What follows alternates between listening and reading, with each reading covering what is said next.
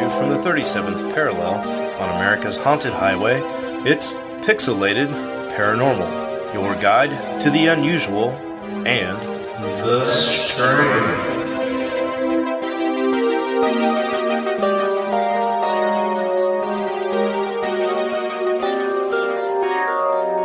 What's up, everybody, and welcome back again to Pixelated Paranormal, episode 153.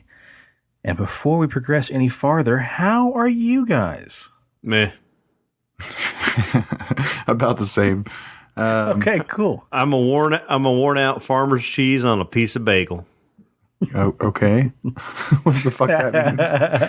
I don't know. I think pretty much everybody has the same response of meh. It's every day something new. Every day is another day to get through. And come on, you got a perfect rhyme. Finish it off. I don't even remember what I said. Every day is something new. It's another day to get through. I don't know. I'm my brain's cooked. And if you remember to wear your mask, you'll be patriotic too. God. Yeah, I think we're all right now. Yeah, I think you're right, though. We're all kind of just being ridden hard and hung up wet, every single day. So yeah, that sounded dirty, but you're right. Yeah. Is that that saying dirty in its nature? What do you mean? Ridden hard and hung up wet? I don't know. I've never heard anybody. I've heard people say hung up dry or hung out to dry, and I've heard people say ridden hard, but I've never heard anybody say hung up wet. Yeah, old timey saying she looks like she's been rode hard and hung up wet. We only play old timey here, boys. Yeah. All right. Well, moving on. Should we just jump into the news? Let's do it. Fuck it. All right. Perfect. Who needs introductions? Cool. Steve, take it away. For sure. Well, you know me, I'm a Reddit fiend. So the other day I was browsing popular Reddit, and somebody posted a video, this is 3 days ago, under the name of Luke511. This is under the subreddit UFOs. Pretty cool.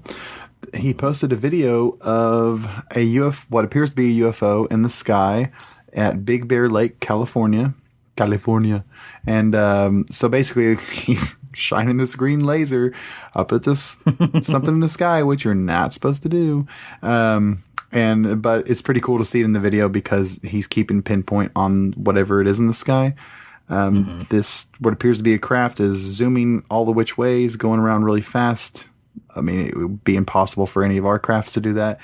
And then it kind of has like a shimmer. Like a fly or a moth or something at first. And then you see something actually go across the screen, which looked like, a piece of cotton or something some kind of plant or a bug or something. But so out of that was pretty cool because it discredited that. It's like, oh, look, this is way different. And, so he follows it with the green laser pointer. And I actually posted this on the Pixelated Paranormal Podcast Facebook page. But unfortunately, on the app that I use for Reddit now, any video that I copy from Reddit, it doesn't allow sound to go through. That's weird. I think that don't quote me on this, but I think that what it is because right now in America, there's a lot of things going on. A lot of things. One of the biggest things that I follow a lot is the protests going on. I'm an advocate for that stuff, and part of the being an advocate and an ally and protesting from home or is sharing these videos instead of just copying the link and putting it on your Facebook or Twitter or whatever you're using, or even if you're just sharing people in an email, whatever, that post or video could be taken down. So they want you to actually download the video through third-party apps and upload them yourself. So because so many people were doing that, they took away the audio. Well, that and probably copyright laws. Right now, anything you post here in the States, you have to say, I do not own the rights to this music. Yeah, exactly. But I mean, Which is a real bummer because on that video in the background, you can hear Instant Crush by Daft Punk featuring Julian Casablanca. Yeah, see, I had no idea about that. But you said that, and I was like, oh. Or you were like, what'd you say? You were like, a UFO video with Daft Punk playing in the background? This guy fucking nailed it. I said, you know, how paranormal is that? Watching UFOs and listening to Daft Punk. Yeah, out in the middle in a lake. Yeah, it's pretty cool. Yeah, Big Bear Lake in California. The thing about this video that I really enjoyed is that it really reminded me of a story my coward father told me back in the day. When he was younger, the Boy Scouts, I think he actually sent in an audio about this one time. Years when he was ago, like back when you were just the beat man on the street. Yeah, when you had your dad record this story. Yeah, so when he was like Cub Scout Weblo or whatever. Weebelo. Yeah, they would. Is this before or after he ran over Tom Petty? Yeah, this is before. This is when he was a kid.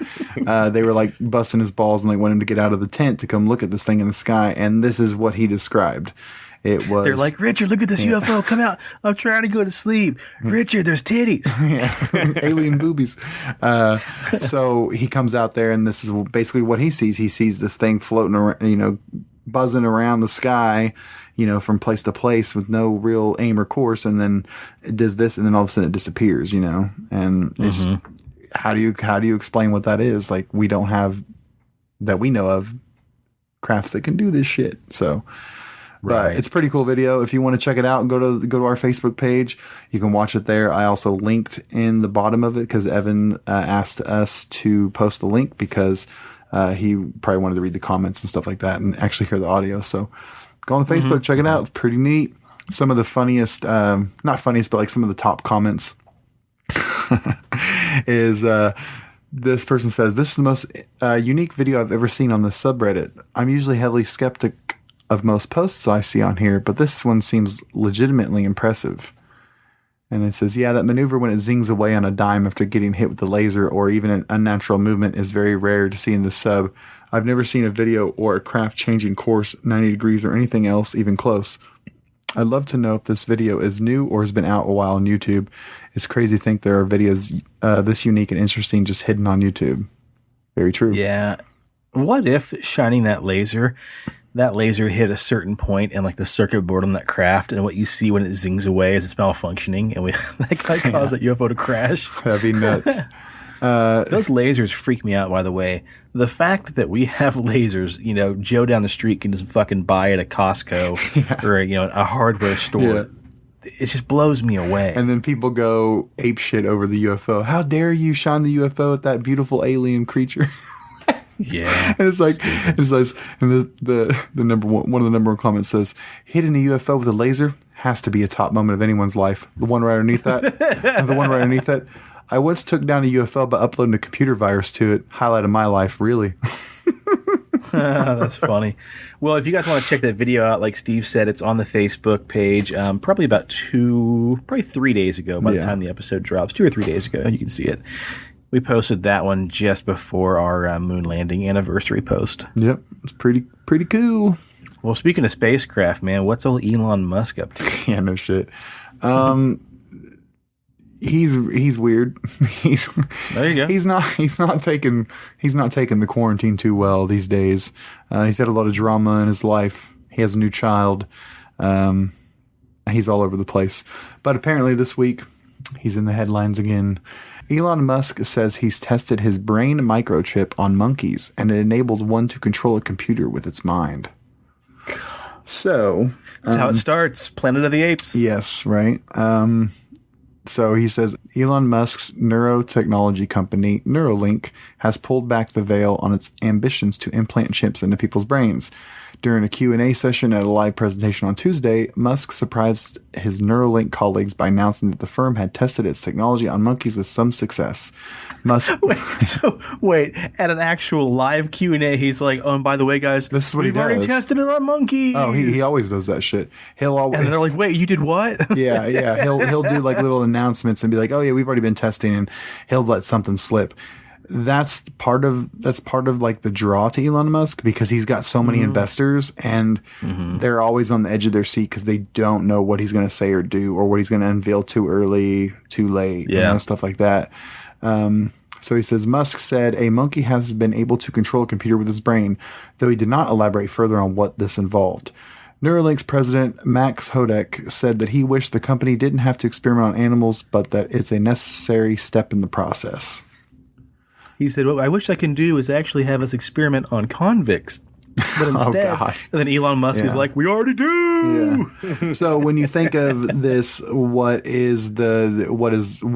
they wanting to put a chip in your brain?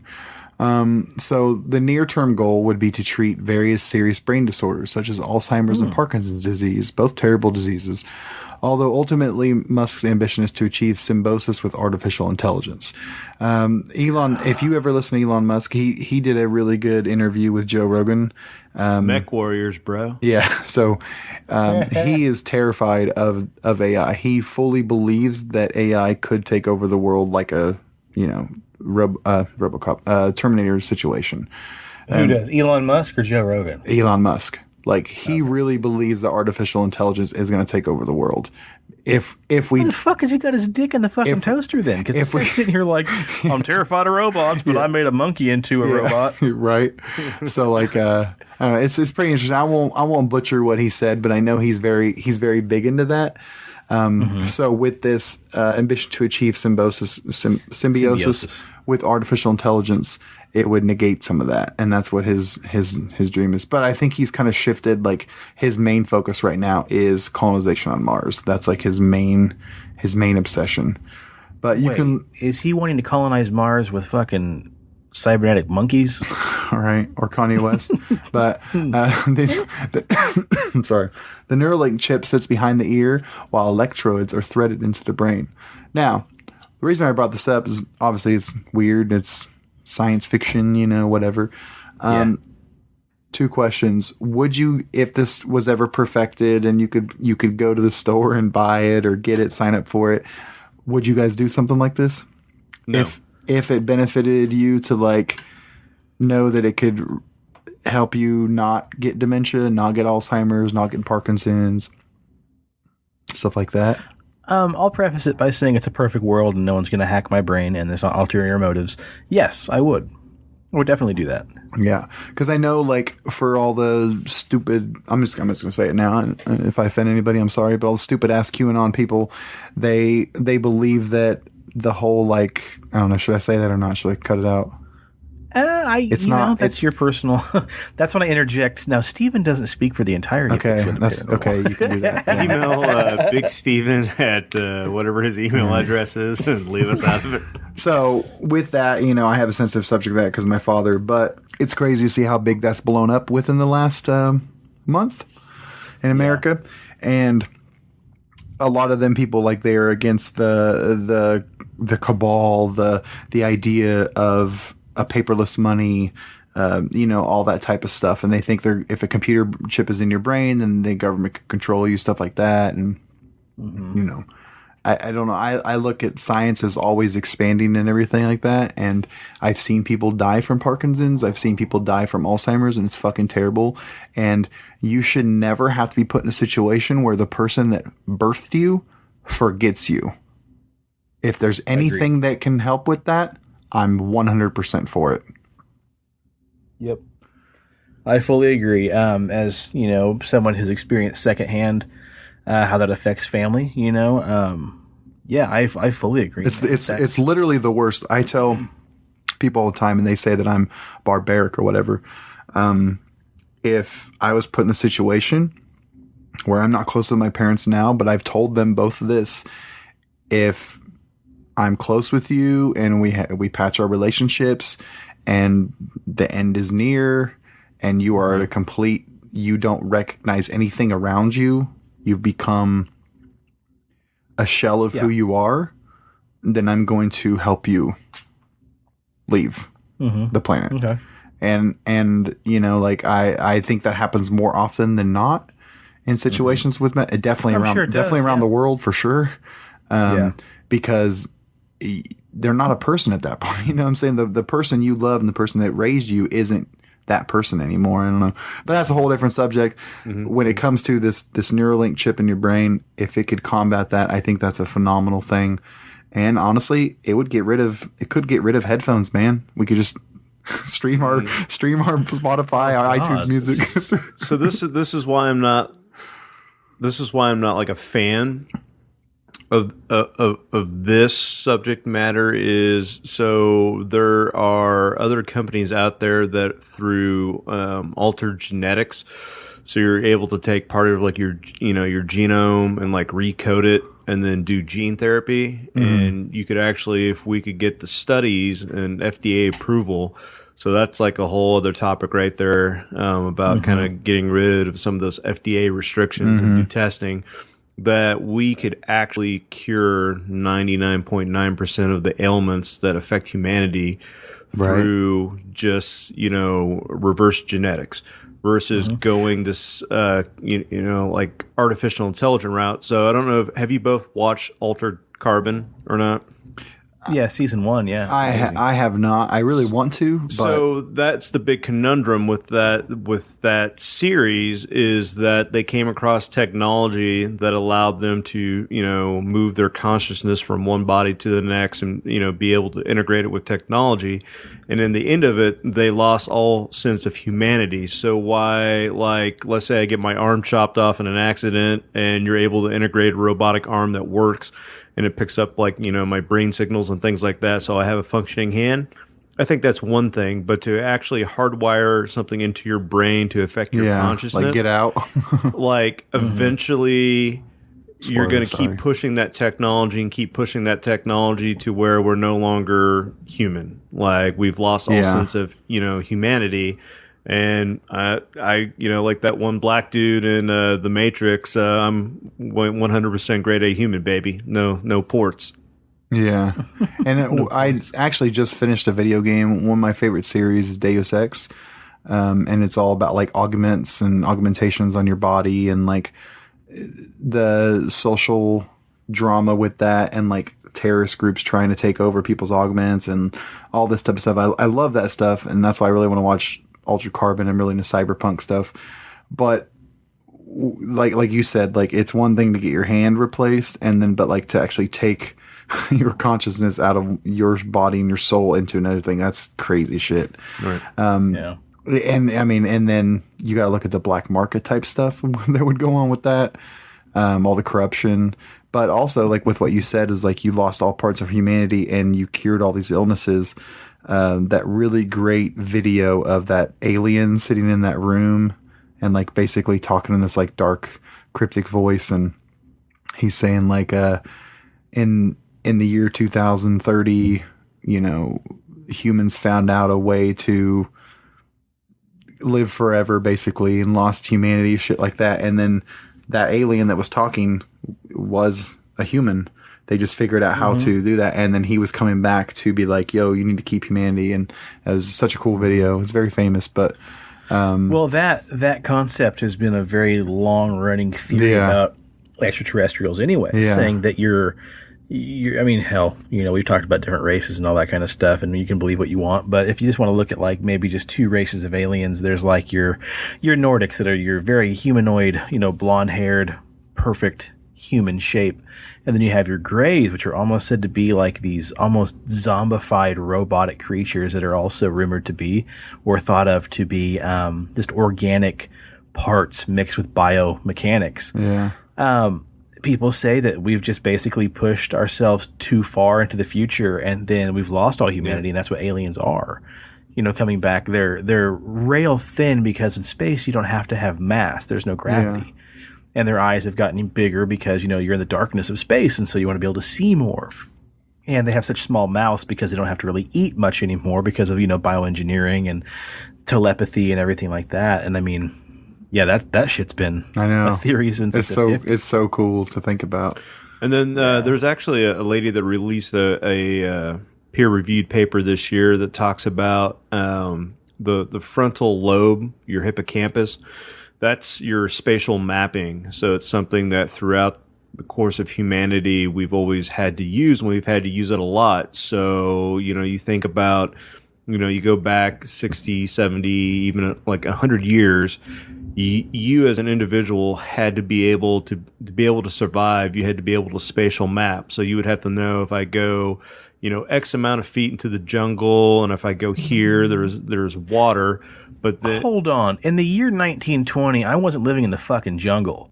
No, but I'm saying, like, if we go it was the Great Depression, but if we go further back, though, that's part of spatial mapping. But if you go back like 20, 30 years, okay, you had to know how to move around a city. You had to be able to spatial map. So if I said, hey, I need you to meet me at the corner of like 5th and Saks, from wherever you're at, you would actually make a mental map inside your head on how to get to 5th and Saks from wherever your current location is. But now we don't do that. Mm-hmm. How many people are so dependent on GPS that they just basically type in the address, and that little voice is like, in 500 feet, turn right.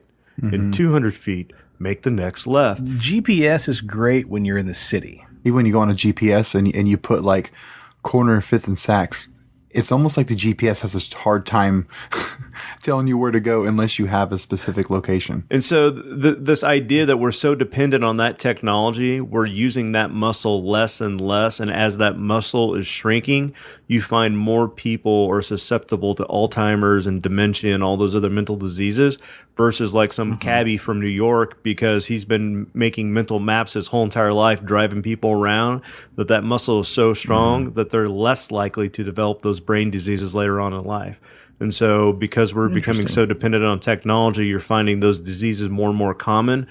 And then in her study, she showed that the smaller that muscle gets, or the more underdeveloped that muscle gets, you almost become autonomous. Like you're like almost like a robot that can't make decisions because you have no spatial awareness. You have no visual ability. Think as an artist, like you as an artist, you're going to paint something. How much imagination and visual, whatever you want to call it, like visual imagination that you use in that painting. Well, in today's generation, we don't ever use that. And so you just become almost just like a robot. You don't even think about it. You're just like, okay, whatever. Is that why it's so hard to the younger generations to have any kind of creativity these days? Yeah, I mean, I think that was kind of... It makes sense. Yeah, I think that was... Is that why we have trap music and mumble rap? Probably. Small hippocampuses, boys and girls. Yeah. Is that why every rapper is called Lil something? Or like, Jesus. What about because like I think when it comes to, I think Vine started that, like really short clips. I mean, like now you have, the TikTok's the same thing, like really small clips, very brief. I mean, like 10 seconds, 13. That's all the attention span people have. Yeah, exactly. You're in this McDonald's, TikTok, Twitter universe where you've got about 20 seconds to get my attention, give me the message, and then get out, because I've already changed the article, I've already changed the video. That's the problem you have. Yeah. Yeah. Meanwhile, you got old people like me who are like, I don't fucking get it. TikTok, like you can tap your shoulders and snap your fingers and lip sync for 20 seconds. That's shit, not really motherfuckers. I can shove a whole pencil up my nose. All right. Speaking of lobotomies and frontal lobes. Yeah. I mean, there's let's not just destroy TikTok let's fucking destroy the shit out of it. It's fucking stupid. No, because I think the same thing. I don't have a TikTok. I don't do it, but I've seen some really creative shit come out of that. Like really, especially for like art, man. Like you guys need to look at some of that shit. It's pretty crazy. Like the stuff that we've seen, like through our friends' kids and stuff like that. Like, or maybe Preston, your kids, since they're older. But I don't know, man. Like that stuff's whack. But like, the dances and the Fortnite obsessions and stuff like that. But yeah, lip syncing to somebody else, that's not art, Steve. I'm just going to throw that out there right now. Do what? I said those TikTok videos where they're lip syncing to a song for 30 seconds. That's not art. No. No, I'm not talking about that. I'm talking that's the videos that are popular. People actually go on there and they'll do like time lapse videos of their art, or they'll do like this like mixed media shit. I'm telling you, man, there's some really creative stuff on there with the tools that the app can create. But isn't that shit like already been taken down? Didn't we take TikTok down or ban it or something? Let's not get into that. Okay, fair enough. Yeah. But TBC, folks. Yeah, but just saying, like I don't want us to sound like three old fucking dudes. But I can't even figure out Snapchat, dude. You think TikTok's gonna fucking revolutionize my world? 2 out of 3 of us are curmudgeonly old bastards when it comes to things like TikToks, okay? It makes me angry. Yeah. Steve, you're the guy that's had your finger on the pulse, man. Me and Preston are just back here like, Preston and I used to take the trolley to play disc golf. I just try to I try to look into I don't ever want to get in a box when it comes to technology or social spaces. They kind of both intertwine, and I know we're kind of at a rough time right now with social media because it is so bad. But social media has changed our lives, and whether we want to admit it or not, and sometimes we get good things out of it, but I think that TikTok has some good things about it, but it is a lot of trash. But that's good. I should not be so crass. I didn't think about that. TikTok probably has saved a couple people during this thing, man. Oh, most definitely. Like, there's some very big mental health influencers on there. I mean, there's a lot of good that comes out of that, but there's also a lot of bad and trash too. Steve, I'm reaching up. Pull me out of the box, baby. Yeah. What, out of the coffin, you old man? I mean, I learned how to make cheese from YouTube. So I watched YouTube cheese making videos and I've made my own cheese, but TikTok and is how many views did that have? Oh God, that's the original TikTok is YouTube. Hey, listen, I fixed a lot of shit too. I had to fix my car battery, thanks YouTube. I had to change the drain in my bathroom sink, thanks YouTube. Awesome, man. That's what I'm saying. There's a lot of things on these video things, these video apps. But the problem I have, Steve, is I've got 12-year-olds showing me how to fucking fix my kitchen sink. So now I'm going to have like 7-year-olds teaching me on TikTok how to change a car battery. Wait, really? A 12-year-old is fixing a sink? No, yeah, honestly. Like, my neighbor and I have this running joke that if we can't figure out how to do something, one of us always says, well, let's get on YouTube and have some 12-year-old show us how to do it. Like, we were trying to get the chain off of that old Schwinn that I'm restoring. Yeah. And we couldn't get it off. And he's like, I swear, you just take a hammer, you hit the pin, and you knock a pin out. Yeah. So we get on YouTube, and this like 13-year-old's like, okay, guys, so what we're going to do is you're just going to get your hammer, and so make sure you subscribe below. And then he just shows you to take a fucking hammer, hold the pin, and then you just hit the pin a couple times, and it knocks the action. Yeah, and I was like, So there you go. Cool. Well, that's it for the news. No, that's not it for the news. The fuck? Do what? Oh, is that not it for Preston the news? Still has his news story. Is this the next thing a story? Yeah. Yeah, the next one in green on the dock, that's Preston's. We've literally talked for half an hour about news. God damn, I'm sorry. That's cool. I'll make this quick. Well, so Preston, we've talked about being curmudgeon old bastard. Steven has talked about the news. About being a curmudgeon old bastard. So the age-old question is what goes on a pizza. So pineapple, that's a negative for me. Mushrooms. Fuck that. Amazing. Go home, fucking farm cheese. Maybe, if I'm in the mood. Barbecue chicken, get the fuck out of here. That just goes on a grill, not on a pizza. But if you're a teen... I think I might start using TikTok, Steve. Yeah. If you're a teenage mutant ninja turtle, the correct answer would be anchovies, dude. And maybe anchovies on a pizza aren't your thing. So like Sean, you're even more of a curmudgeon old bastard. So the next time you're whipping up a dressing for a Caesar salad, imagine this. Those salty little fish, the ones you're mixing in with the mayo and the Parmesan cheese. They had some big, scary monsters for cousins way, way, way back in the day. Talking about saber-tooth anchovies. Okay. Almost 3 feet long, the creatures brandish a bottom row of jagged teeth, swimming in the water some 45 to 50 million years ago. Wait, does it have an underbite? Yeah, like a big underbite. Okay, like a bulldog. Oh, yeah. It's like the bulldog of fish. Anyways, we learned about the saber-tooth anchovy from a study co-authored by Alazio Carbonabanaco. Capobianco. Whatever. A PhD student at the University of Michigan. He and his advisor found a fossil in the cabinet, which, I mean, it's like typical science right there. They're just dusting out a little cabinet. Archaeology discovery of the century. Where'd you find this? It was in the cabinet of the research library. It's like, so it came from an archaeological dig in Pakistan. Like somebody just brought back this old shitty rock and they threw it in the cabinet and then they started doing x-rays on it. Whoa. So it had been lying down there for like 40 years. And so what happened is that me and my advisor, Matt Friedman, who is one of the co-authors in the paper, we just took a look at the cabinet, and it was full of this like different kind of specimens of fishes and stuff. And among those, we found like this quite unassuming specimen from outside. We could kind of notice some large teeth, and to our great surprise, not only this fish had a row of large fangs on the lower jaw, but it also had like this giant saber tooth, like one, and it could have been used to like stab or impale the prey. It could have served together with the lower jaw as some sort of cage or trap for the mouth. It could have even been some role outside of feeding and hunting, like, structure of display, like, look at my big old tooth. And I don't know, like for fending off males that were facing each other, competition like sort of stuff. I just want to say that I love anchovies. I mean, they're really good, and I don't particularly like Caesar salads, I have to say. I don't know.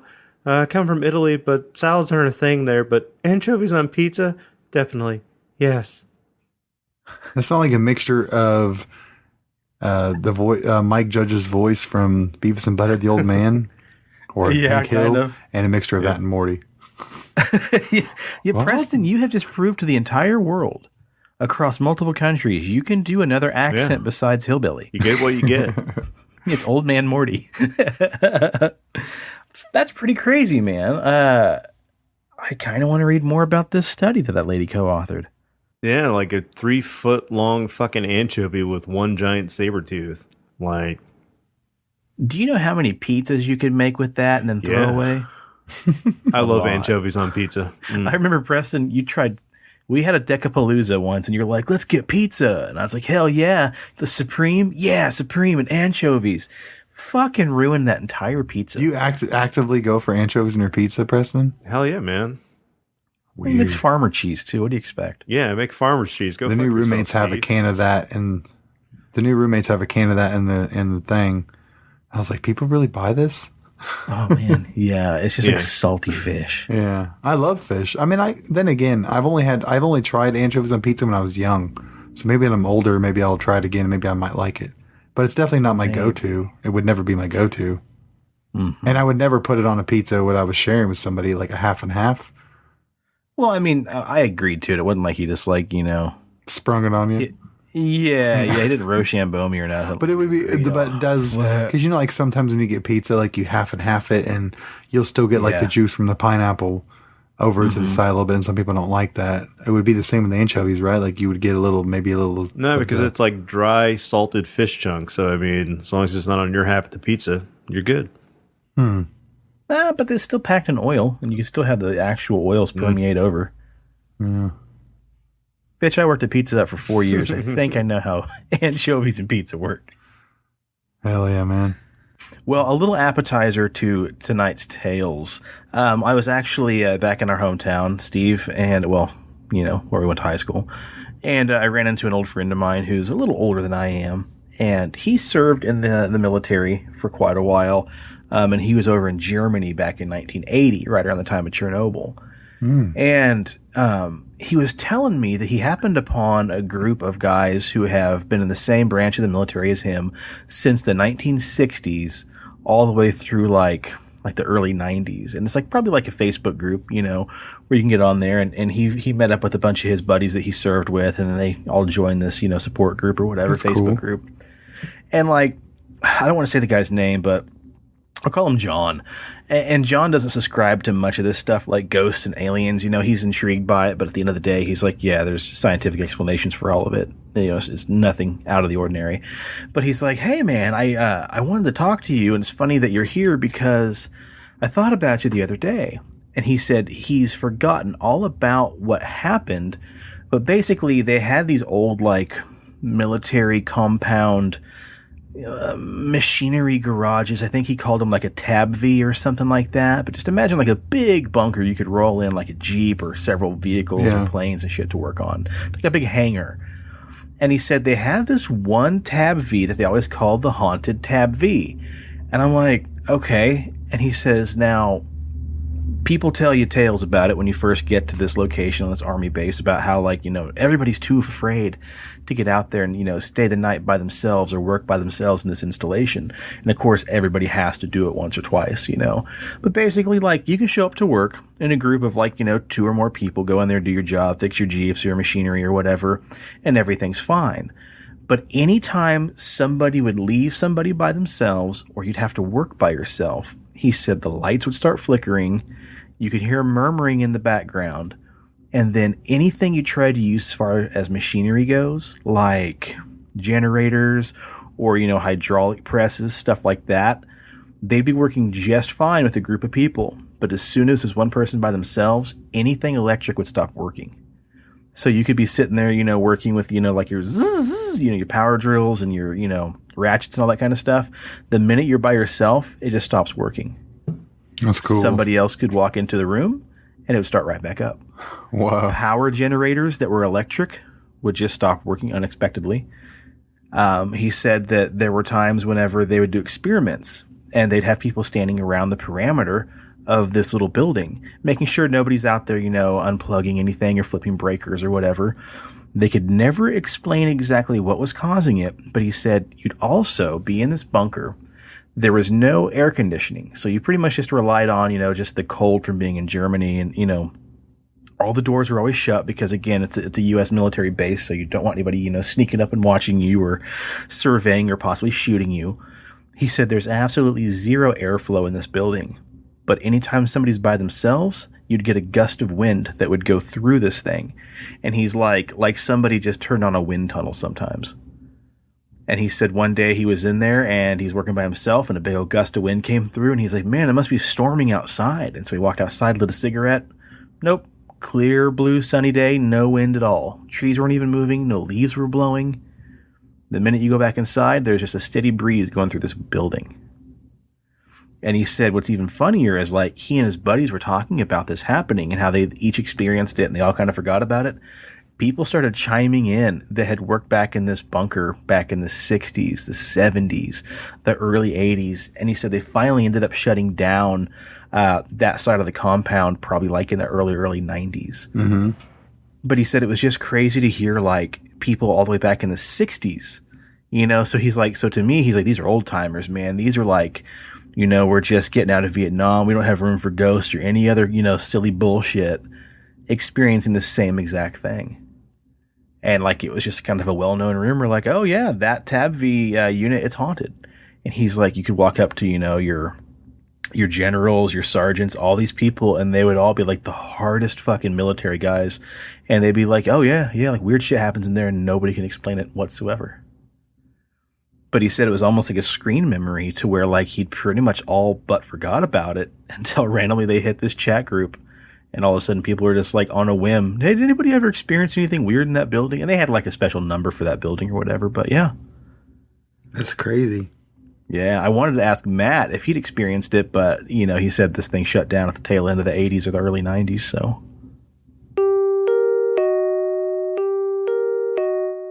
Well, we've been rambling on for quite a while, so this would be the point where I'd like to say, if you want to pause here, get yourself a drink or a snack, or maybe just hit the loo, because we're getting ready to get into the 2 main stories, and I don't think you're going to want to miss them.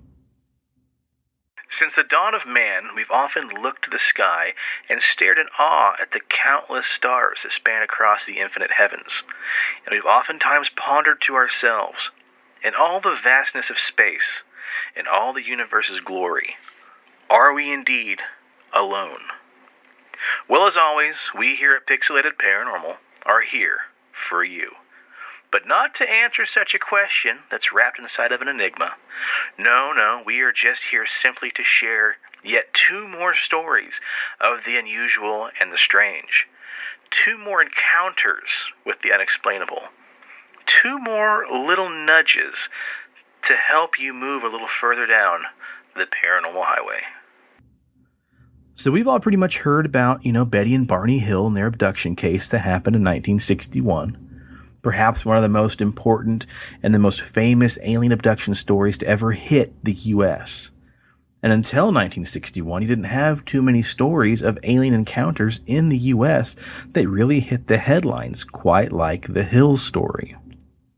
Well, dear listeners, and you guys, I don't think any of us have ever heard the story that happened in Venezuela in 1954, the attempted abduction of Jose Ponce and Gustavo Gonzalez. So this bizarre tale involves two men who not only successfully avoided being victims of alien abduction, but also nearly kidnapped an alien creature themselves.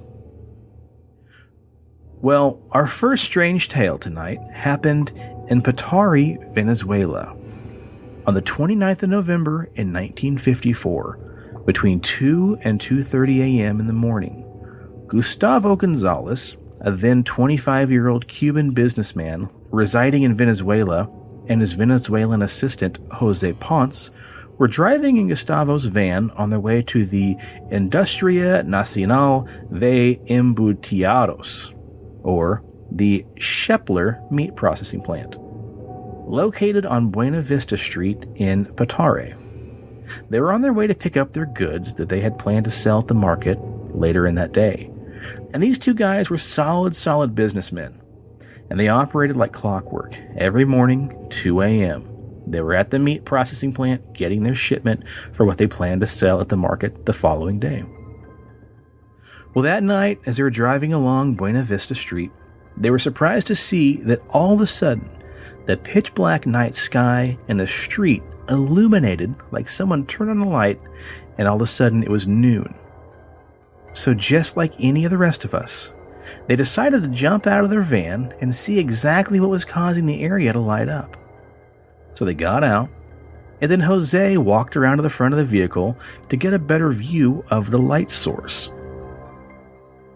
But then all of a sudden, Gustavo hears Jose scream, "What the hell is that thing?"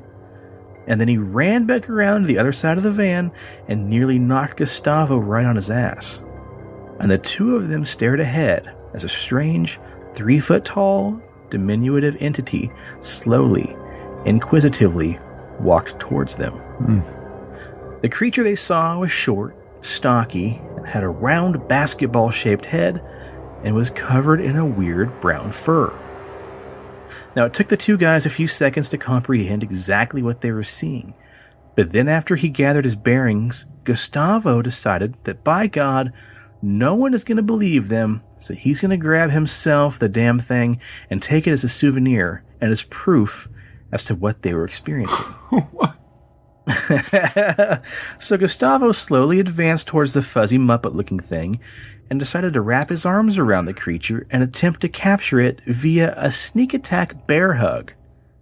And then he planned to drag it back to their van.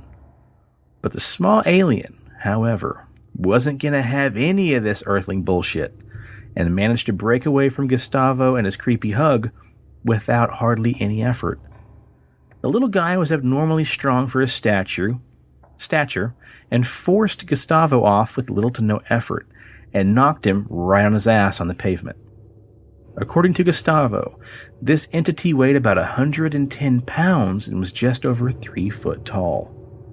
And you guys can see a picture there. Kind of looks like an emaciated Bigfoot with a basketball for a head. Or an Ewok. Kind of, yeah.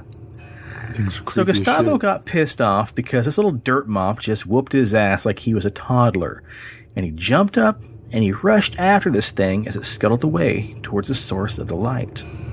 And he somehow managed to completely miss the fact that by now, 2 other small aliens were rushing towards him, approaching at a blinding speed.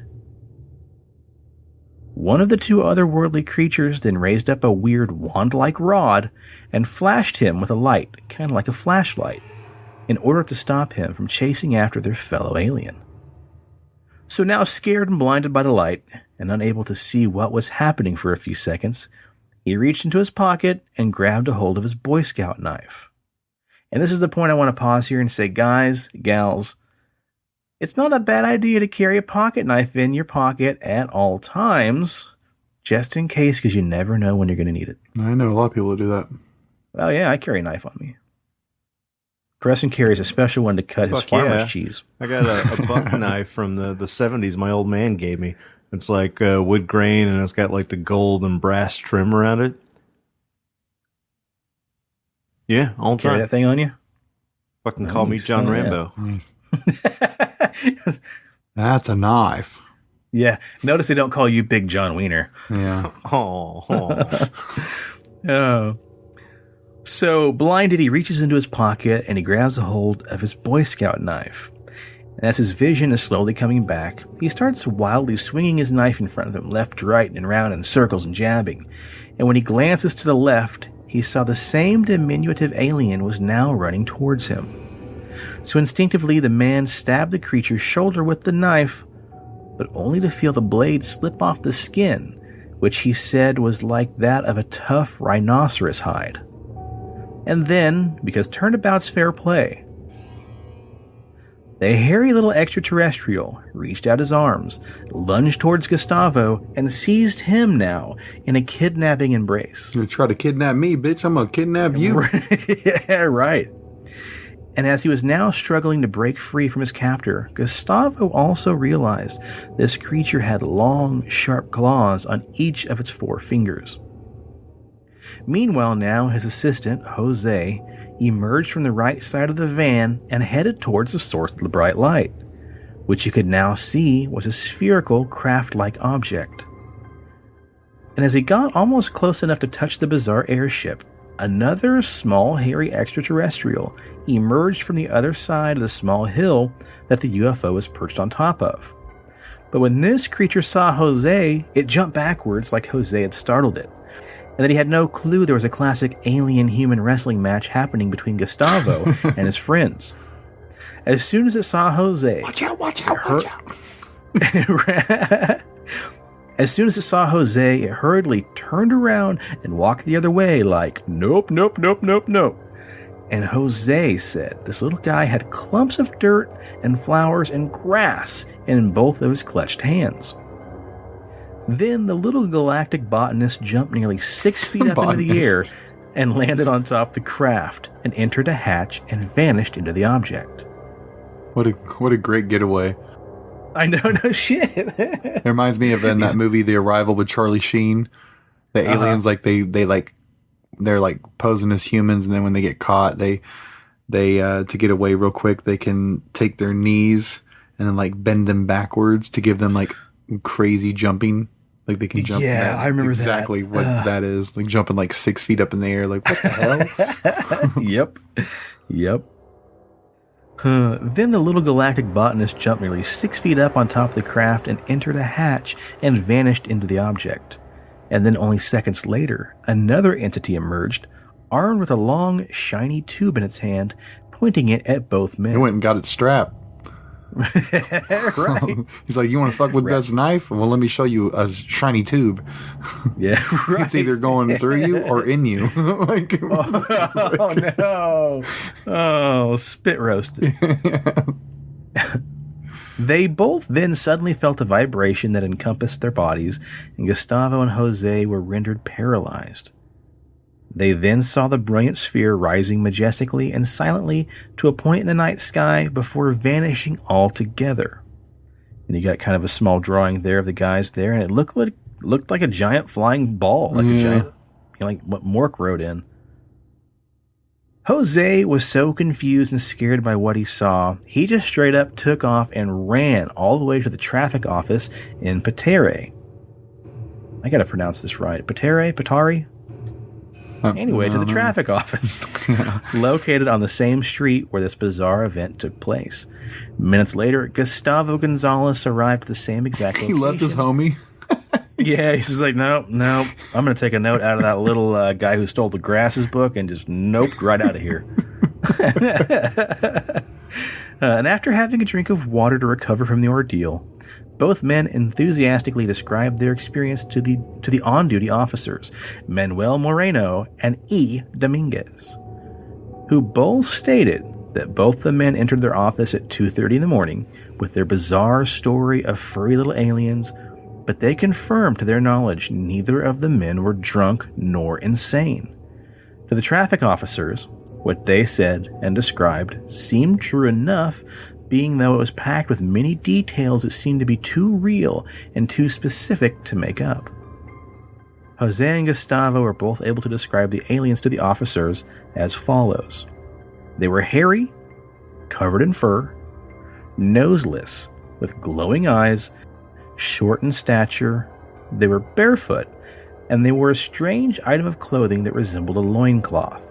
And they were very agile and strong for their size, and they were able to break away from their grasp, and they could leap almost like a cat. Now later in the morning, Officer Jesus Antonio Yanes declared that what had occurred to Gustavo and Jose was definitely unique to the two, and nobody else in the town had experienced any close encounters.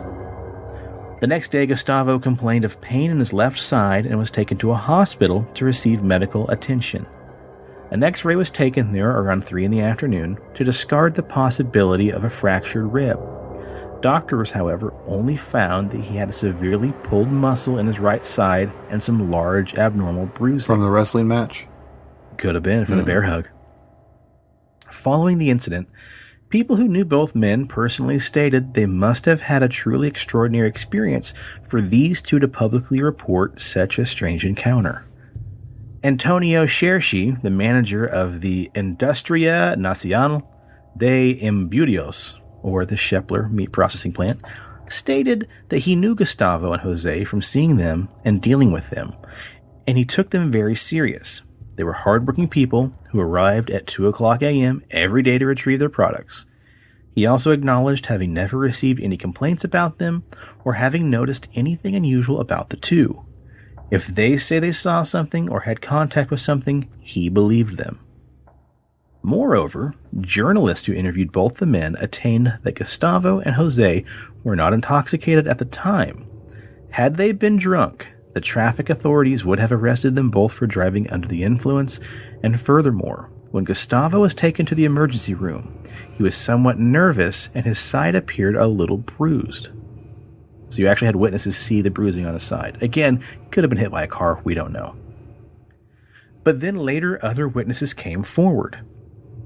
2 others testified to having heard or seen something in Bella Vista Street.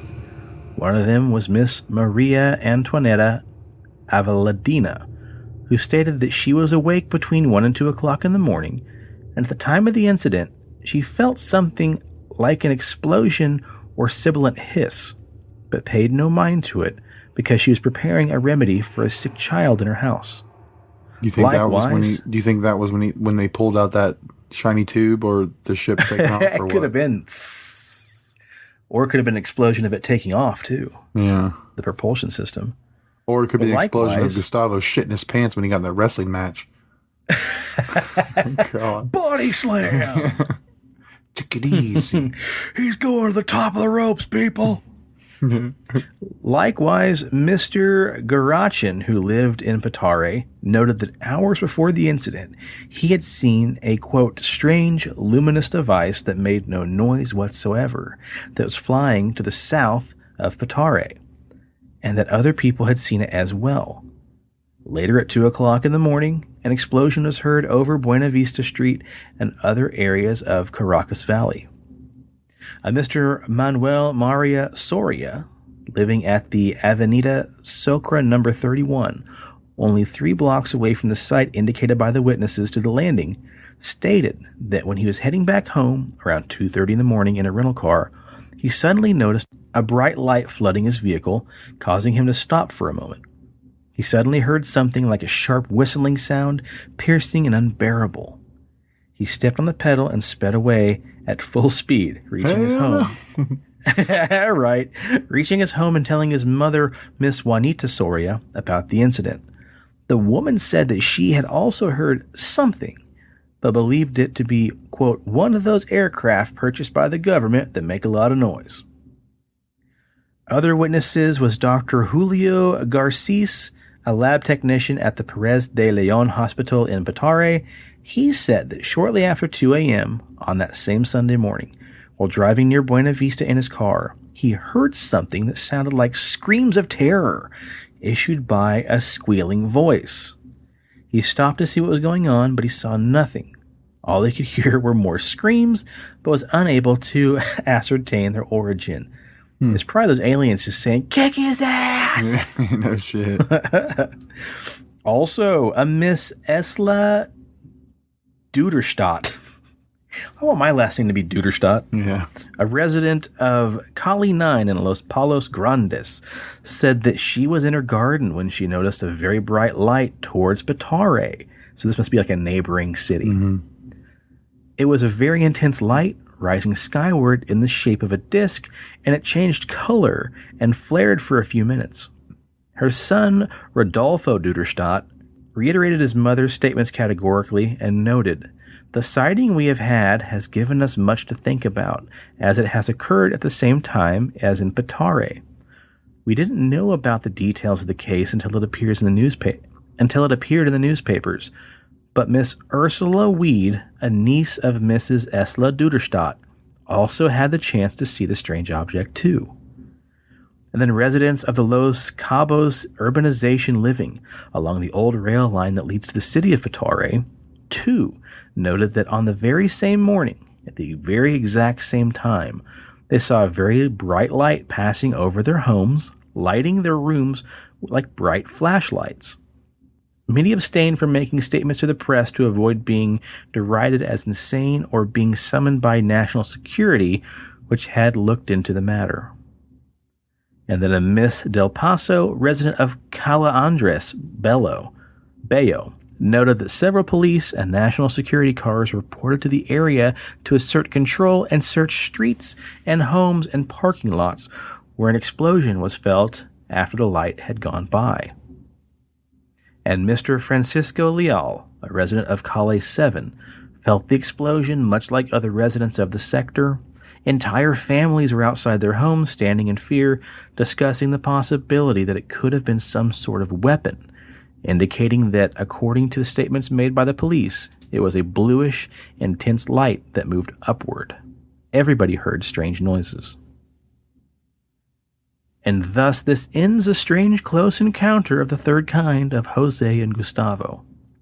No one else encountered the little alien bear cubs, but plenty of people did witness strange lights in the sky at that same exact time and heard screaming and loud mechanical noises on the night of November 29th, 1954. Pretty cool. Yeah. It's a far cry from little gray aliens, man, having these little basketball-shaped fuzzballs running around. Yeah. And now the second story is not nearly as long, but is pretty peculiar nonetheless. Years later, on August 17th, 1971, there was perhaps an even stranger alien encounter from Palos Verdes, California. Witnesses John Hodges and Pete Rodriguez were allegedly heading in their car at 2 a.m. when they saw off through the trees a faint, mysterious glow emanating from beyond their vantage point. They got into their car, switched on the headlights, and there, suspended in the beams of their vehicle, were what appeared to be two large bluish entities that looked just like disembodied human brains, hovering right in the middle of the road and surrounded by clouds of vapor. And the vapor almost seemed to cling to these creatures. Preston's back there vaping. What? Yeah. Right. The larger one of the brains was described as having a prominent red eyeball set within it, and this is the one that began to move towards the vehicle. Like a Metroid. For purposes. Yeah, kind of, right? It began to move towards the vehicle for purposes unknown. The two terrified men understandably got out as fast as they could have, but later noticed that they had 2 hours of missing time. Later in 1976, Hodges would undergo hypnotic regression after years of being plagued by nightmares and wondering what had happened to them out on that lonely road. Under hypnosis, Hodges revealed that he had dropped Rodriguez off at his house and then arrived at his own home to find the larger brain was actually waiting for him there, which had then telepathically spoken to him. He claimed that he had been taken aboard onto the brain's ship to some sort of control room, where it was revealed that they were merely telepathic tools being used by other aliens. This time, they were more akin to the gray alien types typically described in more mainstream reports. Although in this story, these creatures stood over 7 feet tall. And that is a whole lot of nope as well. Fuck Yeah, that. hell no. These master aliens then apparently showed Hodges various images of nuclear war and destruction, as they explained the human race had grown too powerful for its own good. He was also shown another planet that had been completely destroyed by another race that had met the same fate, and was admonished that the human race would be the instruments of their own fate, telling him, "Take the time to understand yourselves. The time draws near when you shall need to." Hodges then says that he felt a potent buzzing sensation in the back of his head and found himself then back in his own car. In the years after, he became convinced that these aliens had implanted him with what he called a translator cell, and that he received frequent telepathic communications from them through this device, in which they made dire predictions, such as the apocalyptic war in the Middle East and the future widespread use of nuclear weapons. Now, whether you want to think this story and its space brains has any truth to it or not, you have to admit it's a damn strange tale nonetheless. Right. That reminds me of the story that happened to Russell on Independence Day. Yeah, no Or shit. Randy Quaid. Yep. Well, it's crazy. That was in 1971. So, I mean, here we are, 2020. So, a little alien had a little bit of... Yeah, little lag. Yeah. Little lag alien. But you know what? I mean, to us, of course, it's been years now. But Yeah, to them. what's time to another creature, another entity? Yeah, you know? exactly. Yeah, what is soon?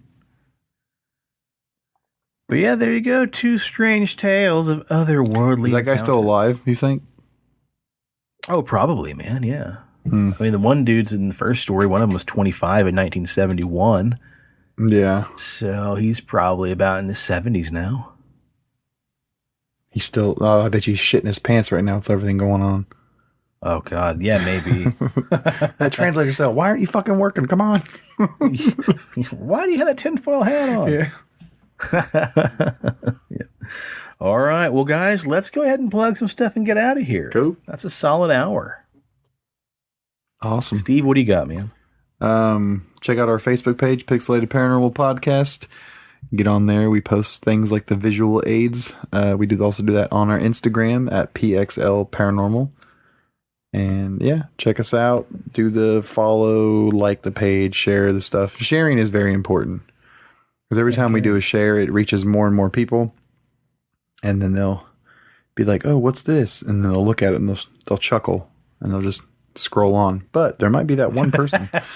That's true. All it takes is one person. And then check out the rest of the shows on the Pixelated Sausage Network. Check out Pixelated Sausage and Amazingly Baka and Attack the Backlog, as well as the newly returning 13 Nightmares. That's right, folks. We are recording a brand new episode. We should have it out on Friday the 31st, I believe. Yep. Yeah. And so about a and week another away. thing to plug, if you go to pixelatedsausage.com, you can check out the Patreon. It really helps out with server costs and all the hard work that Mark does for the network. So if you're into that, donating through there, that'd be pretty cool. It's, you can donate whatever you want. You can sign up for like $1 plan a month or whatever. It don't matter. But just something to think about if you want to support the show. That would be pretty cool. Oh, yeah. And speaking of support and repping your third favorite podcast, we will have t-shirts out. I keep saying soon. I'm just waiting to hear back from the printer on the final setups, and then we'll start having some t-shirts to peddle, and then some other merch following after that shortly. So stay tuned, guys, and we'll have pre-orders up before you know it.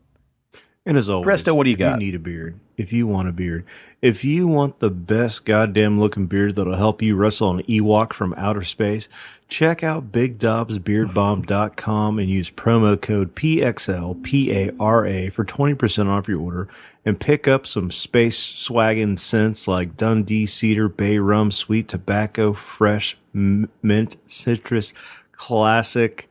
I think I got them all. Anyways, you can get them all at Dobbs. And then if you're in the Wichita area and you want your hair to look the best it can look, go over to Colin, www.cutsbycolin.com, and ask for the Razzle Dazzle.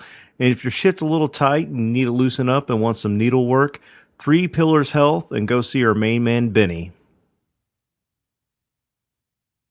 There you go. Sweet. Oh, yeah. Check out our friends down at Fast Print at Harry and Rock here in Wichita, and go by sometime soon when you ran out of stuff to watch and you've streamed all the streams you can stream. Go by and say hi to Leslie and the gang down at CD Trade Post at Pawnee and Seneca. Oh, and also, while you're on BigDialsBeardBomb.com, grab yourself a bar of beard soap, because right now it is more important than ever to keep that facial fuzz clean as well. Everybody says you gotta cut it, and there's fecal matter in it, and blah, blah, blah. Not if you take care of the damn thing. Not if you wash it once in a while and, get down there and scrub all the crap out from underneath it. Wait, people have shit in their beards? I mean, they could. Well, thankfully I have Gunslinger Soap to help me out with that. Yeah. Oh, very good call. Yeah, check out gunslingersoaps.com as well. Cool. All right. Well, anything else, guys? Nope. Sweet action. Okay, cool. Well, for now, cheers to the weird shit in the world and those of us that love to talk about it. And don't try to kidnap a basketball-headed alien. And stay spooky and stay on the paranormal highway. The cast at Pixelated Paranormal would like to thank you for listening to this week's episode. Pixelated Paranormal is here to tell you tales of the fantastical, the strange, the unknown. Tales that will move you a little further down the paranormal highway. If you'd like to share your own listener story, we would love to hear it. Email us at pixelatedparanormal@gmail.com. Again, that's pixelatedparanormal@gmail.com. We'd really love to hear from you. Again, thanks for listening to this week's episode of Pixelated Paranormal, your guide to the unusual and the strange.